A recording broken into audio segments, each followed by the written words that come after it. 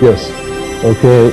So this title of the project came into being in 1979 when I was still working in the Netherlands as a music teacher, and then the school where I was working at that time, I asked the director permission to work with music in a different way than I did before.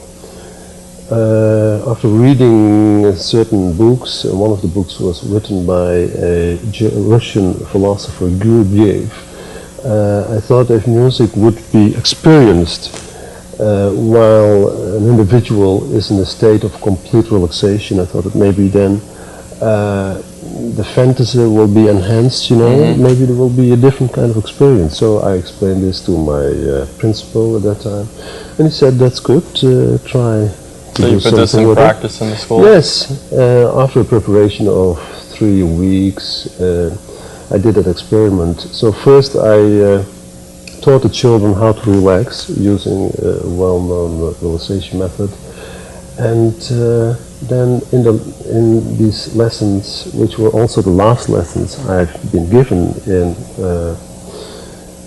education in the Netherlands, during these lessons, the children went, when they were listening, while being so relaxed, on the floor or sitting in their chairs, they went into the same dimension, like the dimension of the world of the dream.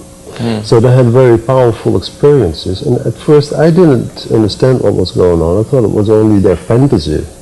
But then later on I had to recognize that there was something else going on there, you know. And to give one example of what happened, so there was one child, she said she flew through the air in her body. It was an enormous speed. And then all of a sudden she found herself in China. And there she saw the people, she saw the villages, and it was all very beautiful. And then at the end of her experience, she danced with all the people of China. So she went on a beautiful trip. But great. Yes. So this all occurred while playing some music? Yes, in your classroom? Only a minute and a half. Music which has been made by the Eagles, and which is called Journey of the Sorcerer. The Eagles? The Eagles, yes, the California group. California? Yes, right. Right. And this record is called One of These Nights. Oh, okay. Yeah, you find this. One of These Nights. Yeah, One of These Nights, and the number is Journey of the Sorcerer. And they were listening only a minute and a half, but then you see that time is not what we think it is, because they had the impression they had been listening for a much longer period, you know. Anyway, 2 days after this all happened, I've been accused by only very few parents of spiritism and hypnotism, which I could understand. I could understand their fear. And I tried to explain to them that for me this was all new as well. But they didn't want to hear about it, so they said to the director of the school that I should have to be fired. Because you're a modern day sorcerer? Yes. That's it. By playing the Eagles Hotel California to the kids, huh? Oh, that's interesting. Yeah. That's too bad. Yeah. So what happened? So then, after 1 year, I started to write about all this and made radio shows in the Netherlands. They fired you? They did. They put me in early pension, so I'm retired. And mandatory retirement. Yes, and so then I made some radio shows, wrote articles, do workshops, and so now this thing is more and more developing in something international, because next year I will do 3 radio shows for the Canadian Broadcasting Corporation in Canada, of course. Great. And also with the title Music as Bridge to Another Reality. And in these programs, we'll, in the first program, we'll give all kind of scientific explanation of the phenomenon, you know. music in relation to healing, to creativity, all these kind of things. And at the end of the program, there will be a possibility for the listener to go also in this state of deep relaxation and then listen to a piece of music, only part of it, which I've called 5 Musical Dreams. And this music will be produced next year with in cooperation with Stephen Halpern, a very well-known musician in this country. And this music will be based on the frequencies you find during sleep and dream. So this will imitate the sleep and dream situation. So in this music you find parts which are there only to give a very deep relaxation following these frequencies. And you find parts which are a musical dream. And so then everybody listening to this, he will make up his own inner theater, being the main actor at the same time and being the director. And being aware the whole time it's going on. Yes. Versus actually being asleep. Yes, right. And so some people say that if they go in this deep relaxation, they say it's so strange that it is like I am asleep and like I am awake. And so the second program for this series, we will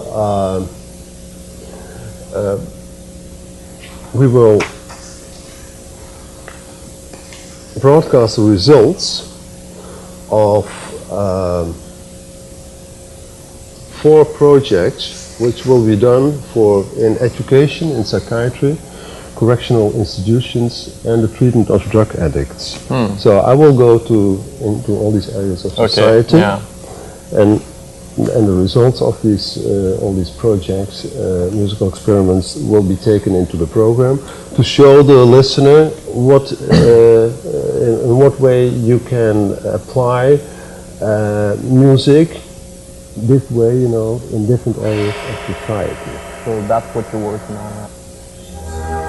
To see yourself in an easy way, or if that's possible, lay down with your feet slightly spread and your arms alongside your body. Once you found an easy posture, don't move anymore, because every move will disturb the process to achieve deeper relaxation. So try not to move. Submerge yourself in a total feeling of comfort.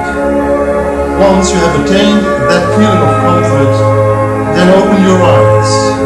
Don't move. Also, keep your head and neck still.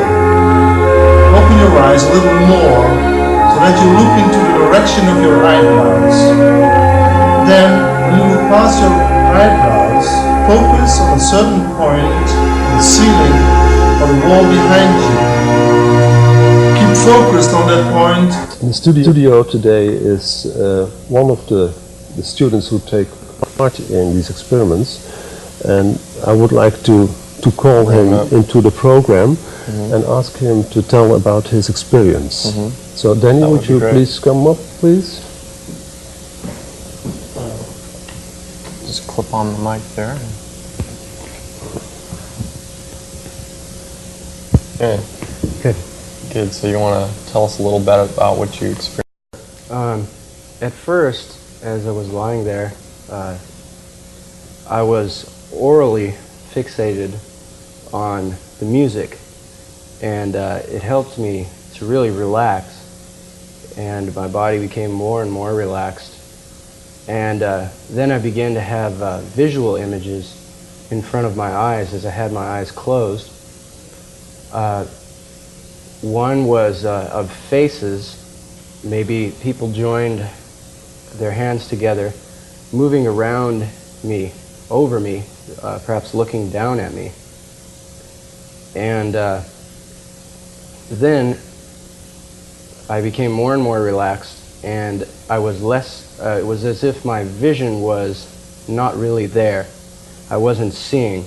I was relaxing. I began to feel a heightened awareness in my body. It felt light, and it was almost as if waves were passing through it of energy. And it was very intense. And the next memorable thing that happened was I realized that though I was lying down on my back, I was horizontally oriented visually as I am right now.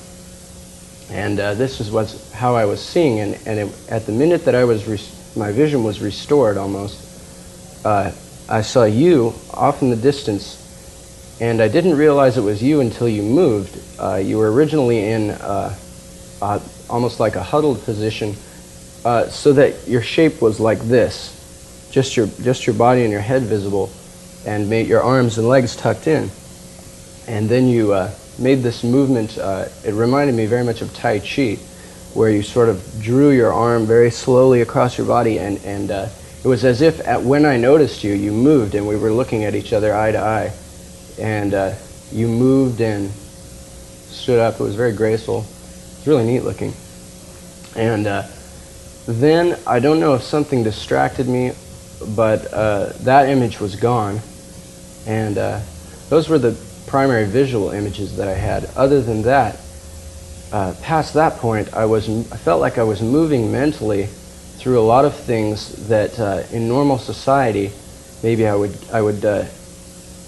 when I was lying there, I was expecting myself to stop as I would in normal society, maybe to perform a task or to answer a question, or someone would speak or something like that. But since I was lying there, totally relaxed, listening to music, with no obligations imposed upon me to do anything but just float, if you will, I felt like I was learning faster, and I felt like I was really going through a lot of things that I wouldn't have had might never have had the opportunity to do, except in a meditational setting.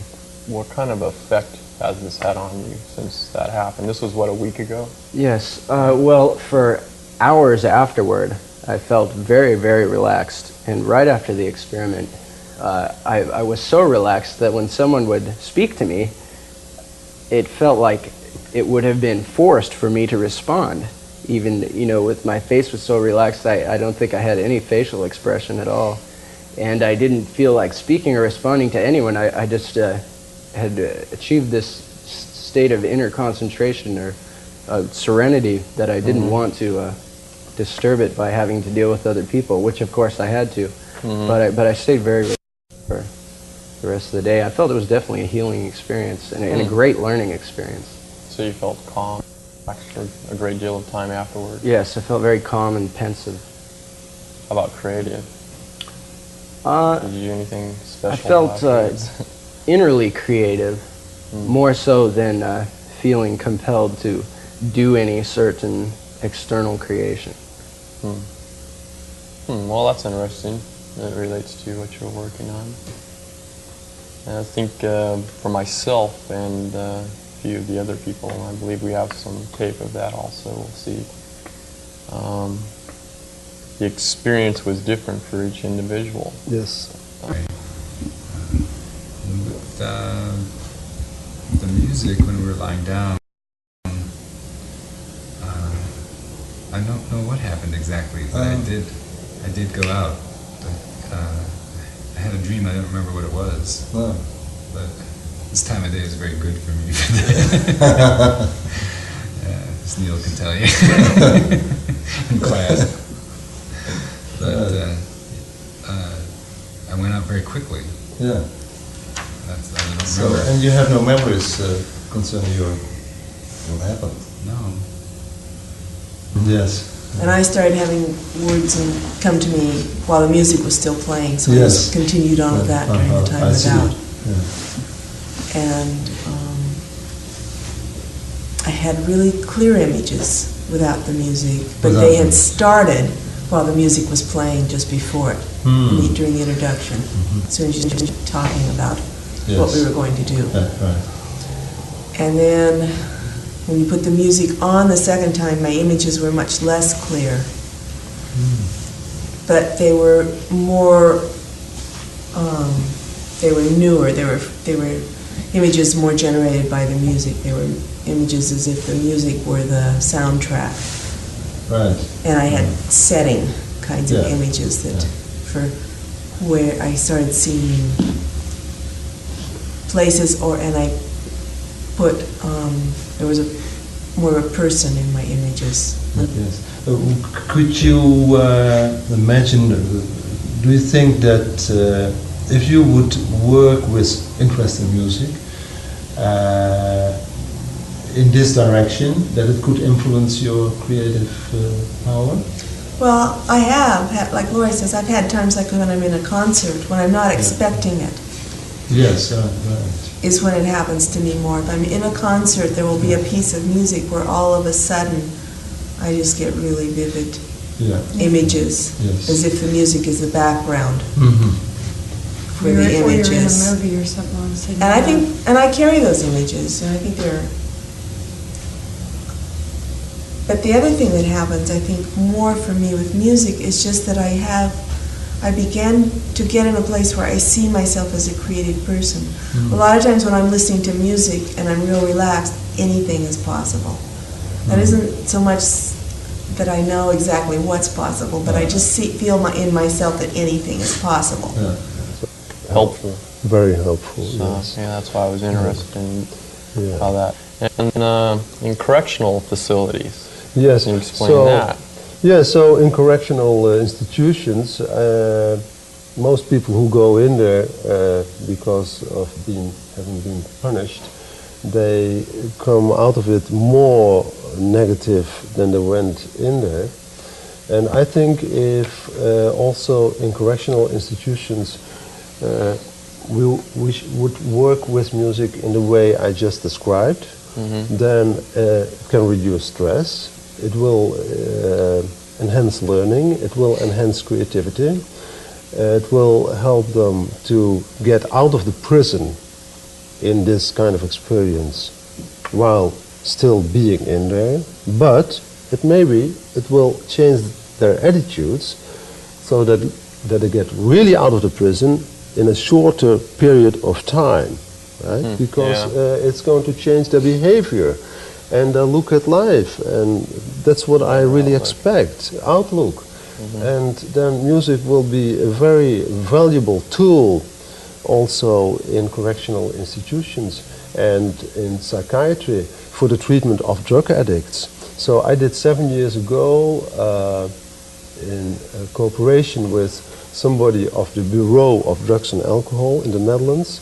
I did 6 workshops of each 2 hours in 6 weeks, and we had 6 people in there who were heavily addicted to cocaine, heroin.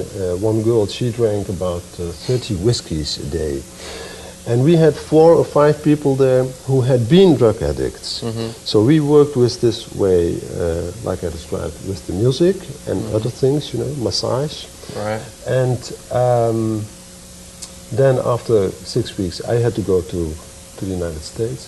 A year later, I came back. I asked my friend, the therapist, what happened. He said, all these people have been cured. No more problems. So I think that's a... You think that the music contributed to the music, yes, like Danny just described, music can do incredible things of which most people don't know about. Touch with something else that we're not aware of in our mind. And also concerning physical illnesses. So I had an interview with Ravi Shankar in Amsterdam for my program. And I asked him about this. I asked him, what do you think about music as a means to heal, for instance, drug addicts? He said, oh, this is very well possible, very well possible. And he said, for instance, people who have, let's say, heart trouble, with certain music, also certain Indian music, it will help them to relax more, so that maybe they also will overcome this trouble. Sort of replacing their high, in a sense. Well, I mean, the visions of floating into the air. And, sure, yes, and maybe also will calm them down, and so the heart will be saved more, will not be under continual stress all the time. We need that in today's world. Everybody's in such a rush to get everywhere. And I think that if you look at the human body, then we know that if a certain organ in the body is functioning in a healthy way, then it's also in a certain state of frequency.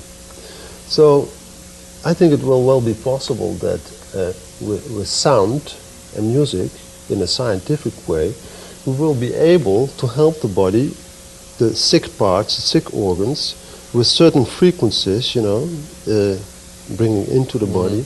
We will help the body to cure, heal faster than it would do without that. I'm sure that this is already happening. You think it's through the vibrations of the music itself? Through the vibrations, yes. Through the frequencies, yes. And our mind acting on that? And the mind acting on that, on both, yes. Both of it. Yeah.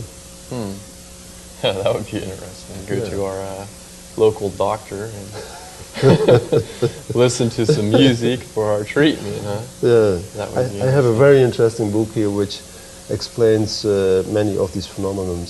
It is named The Third Ear and written by Joachim Ernst Behrendt. He's from Germany and he wrote several books on sound and music. So in this book you find very much information about what we're talking about. And here's one chapter which has been called He Who Has Ears to Hear Sees. The word mystic comes from the Greek maien, it's close the eyes. Ever since ancient times, mystics have, however, been viewed as human beings who see more. So we can all close our eyes, you know, and then go on for instance, a musical trip and, like Danny just described, see more and experience more. Sounds great. Thank you. Sounds wonderful. Well, I mean, I experienced a little bit of that myself, and so I can attest to that's actually true. And there is an interesting part concerning this whole thing, whole project, that I'm in touch with Nova of the PBS in Boston. So I sent them last year an idea for a television show in which we would take all these subjects together, you know. And they said, you have a real nice concept there, but before we would think about doing it with you, we want you to prove first in a more or less scientific way that what you say is right, that by means of music, for instance, you can enhance creativity. So we went through listening to the music and visualizing whatever might come to our mind at the time. Right. So we're coming to the close now, so I'd like to wrap it up. But so basically, you're getting your material that you need at this point. Yes. And we should look forward to seeing this in action sometimes. Right. And then the interesting thing, you know, if you translate these mind images into video television images, the interesting thing is that these images are born out of the music. And then this same music can also accompany the images which you have, the video images which you have produced later on, see? So then it's a different way of making film or